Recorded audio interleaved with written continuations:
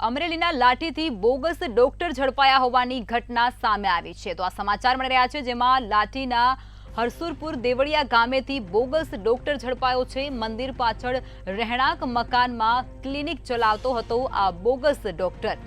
Degree વગર clinic ચલાવી અને દર્દીઓ પાસેથી ફી લઈ આવતો હોવા અને સારવાર આપતો હતો। ત્યારે મેડિકલ ઓફિસર ફાર્માસિસ્ટ સાથે એસઓજી ટીમે રેડ કરી હતી અને આ રેડ દરમિયાન પર્દાફાશ થયો છે। મેડિકલને લગતા સાધન સામગ્રીના જથ્થા સાથે તેને ઝડપી પાડવામાં આવી ચૂક્યો છે।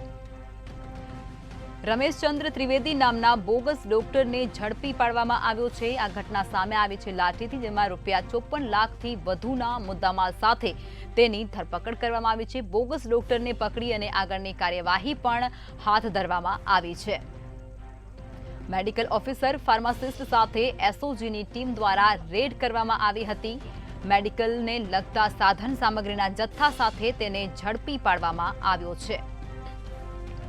આ ઘટના સમગ્ર સામે આવી રહી છે અમરેલીથી, જેમાં લાઠીના હરસુરપુર દેવરિયા ગામેથી બોગસ ડોક્ટર ઝડપાયાની ઘટના બની, જેમાં મંદિર પાછળ રહેણાંક મકાનમાં ક્લિનિક ચલાવતો હતો આ બોગસ ડોક્ટર। ડિગ્રી વગર ક્લિનિક ચલાવી અને દર્દીઓ પાસેથી ફી લઈ અને સારવાર આપતો હતો। ત્યારે મેડિકલ ઓફિસર અને ફાર્માસિસ્ટ સાથે એસઓજી ટીમે ઘટના પર રેડ કરી હતી। મેડિકલને લગતા તમામ સાધન અને સામગ્રીના જથ્થા સાથે આ બોગસ ડોક્ટરને ઝડપવામાં આવ્યો છે।